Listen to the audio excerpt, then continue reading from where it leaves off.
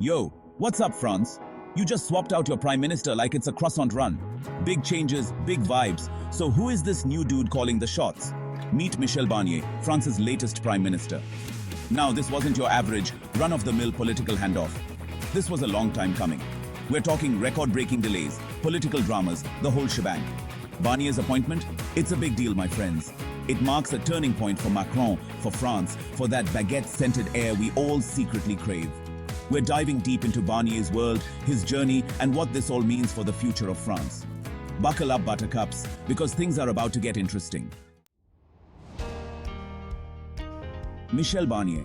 He's not just some random dude Macron pulled out of a beret. He's a seasoned politician with decades of experience under his belt. This guy's got a resume longer than the Eiffel Tower. From local politics to the international stage, Barnier has done it all. Born in the picturesque French Alps, Barnier's political career kicked off in the 70s. He started young, driven by a passion for public service and a vision for a better France. He's a seasoned pro, having served as Minister of the Environment, where he tackled some of France's most pressing environmental issues.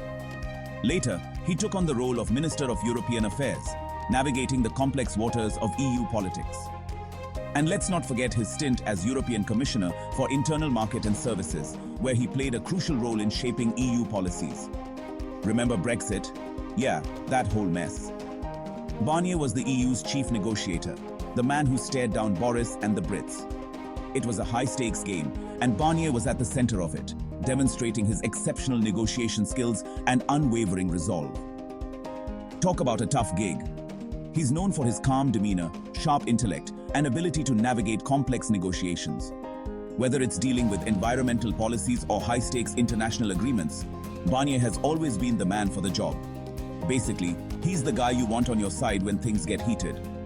His ability to stay composed under pressure and his knack for finding common ground make him an invaluable asset in any political arena. This ain't Barnier's first rodeo in the political arena. He's been through the ups and downs, the victories and the setbacks, and he's come out stronger each time. He's a heavyweight, a veteran, a master strategist. His deep understanding of both domestic and international politics gives him a unique edge, allowing him to anticipate challenges and seize opportunities. With his experience and expertise, he's got the chops to handle the pressures of being France's prime minister. Barnier's journey has been long and arduous, but it's also been marked by significant achievements and a steadfast commitment to his country. As he stands on the brink of potentially becoming France's next prime minister, one thing is clear: Michel Barnier is a force to be reckoned with. Okay, let's talk about this whole delayed appointment thing. France usually doesn't drag its feet when it comes to appointing a new PM. It's usually a pretty swift affair. But this time, it was like waiting for paint to dry while stuck in traffic during a heat wave. We're talking months, people. This is unheard of in the Fifth Republic's history. See, the French Constitution doesn't really set a hard deadline for appointing a PM after parliamentary elections. It's all a bit vague, which usually isn't a problem. But this time, it threw a wrench in the whole system. This delay? It wasn't just some bureaucratic hiccup. It was a symptom of a much larger issue, a political system grappling with uncertainty, division, and the need for some serious soul-searching. Remember those parliamentary elections? Yeah, those were a wild ride. Macron's party, La République En Marche, they didn't exactly sweep the floor with the competition. In fact, they lost their absolute majority in the National Assembly. What does that mean? It means France got herself a hung parliament, my friends. No single party had enough seats to form a government on their own. Cue the political drama. This threw everything into a tailspin. Macron was left in a tight spot, having to navigate a political landscape more fragmented than a dropped baguette. Coalitions, alliances, compromises. These became the new buzzwords in Parisian political circles. The stakes were high, the pressure was on, and France held its breath. Section 5. The Macron Equation, Navigating a Divided Assembly. Macron, the man with the plan, suddenly found himself without a clear path forward. He couldn't just snap his fingers and make things happen. He had to play the political game, and he had to play it well.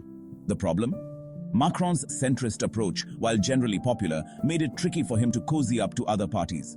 The left saw him as too business-friendly, the right as too progressive. It was a classic case of damned if you do, damned if you don't.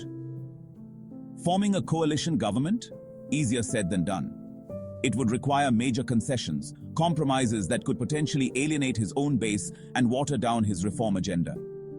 Macron had to tread carefully, weighing his options, calculating his next move like a chess grandmaster.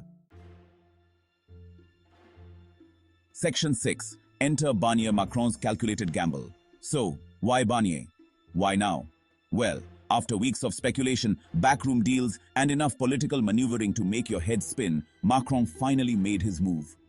The political landscape in France had been turbulent, with various factions vying for influence and power. Macron needed a strategy that would not only stabilize his administration, but also project strength and unity. And it was a bold one. See, Barnier might not have been the obvious choice. Many expected Macron to pick someone from within his inner circle, someone who would be a loyalist and follow his directives without question. But Macron had other plans. He wanted someone who could bring a fresh perspective, someone who had the gravitas to stand on their own and command respect. He wasn't a card-carrying member of Macron's party. He was a known entity, a political heavyweight with his own ideas and his own way of doing things. Barnier had a long history in French and European politics, having served in various high-profile roles. His experience was extensive, and his reputation was solid. He was seen as a pragmatic and effective leader, someone who could navigate the complexities of both domestic and international politics. But that's exactly what made him the perfect pick. Barnier brought experience, stability, and a sense of continuity to the table. In a time of uncertainty, these qualities were invaluable. Macron needed someone who could hit the ground running, someone who wouldn't need time to learn the ropes. Barnier's extensive background meant he could step into the role and start making an impact immediately.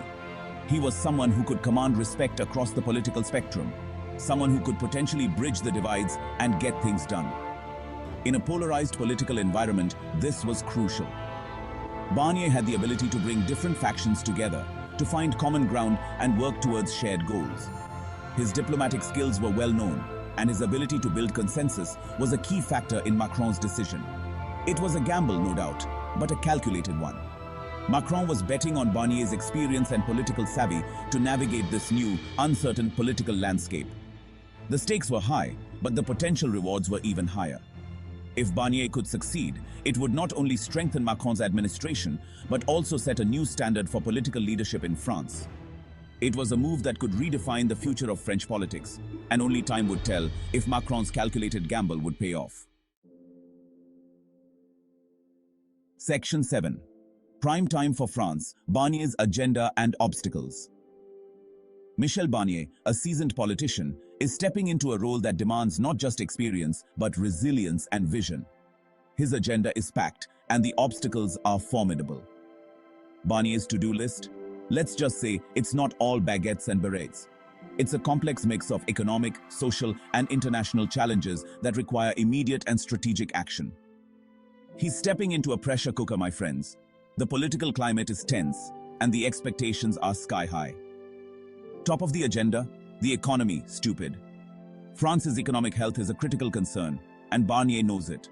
Inflation is biting, energy prices are soaring, and the cost of living is becoming unbearable for many. The aftershocks of the pandemic are still being felt.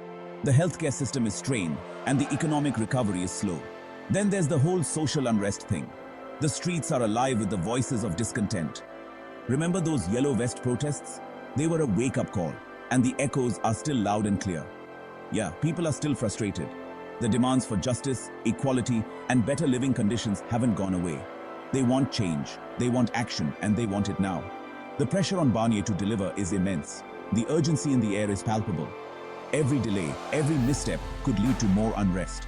Barnier is going to have to find a way to address these concerns, and fast, if he wants to avoid a full-blown societal meltdown.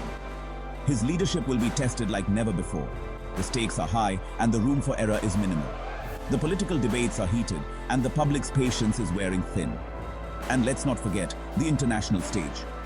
France's role in global politics is under scrutiny. With the war in Ukraine raging on, the geopolitical landscape is more volatile than ever. Global uncertainty is at an all-time high, affecting markets and international relations. France needs a steady hand on the tiller. Barnier's experience in foreign policy will be crucial in navigating these turbulent times. Barnier's foreign policy experience will be put to the test as he navigates these treacherous waters. His ability to forge alliances and maintain stability will be key. The world is watching, and Barnier must steer France through the storm. His leadership, diplomacy, and strategic thinking will determine the nation's future in these uncertain times. Section 8. A new chapter. Barnier's legacy begins now. So, there you have it. Michel Barnier. From Brexit negotiator to French Prime Minister. It's a new era for France, one filled with both challenges and opportunities. The road ahead won't be easy. Barnier is facing a divided parliament, a restless population, and a whole host of complex issues. But if there's one thing we've learned about Barnier, it's that he's not afraid of a challenge. He's a seasoned politician, a skilled negotiator, and a man with a plan. Whether he can succeed in uniting a divided France and steering the country towards a brighter future, only time will tell. One thing's for sure, France and the world will be watching.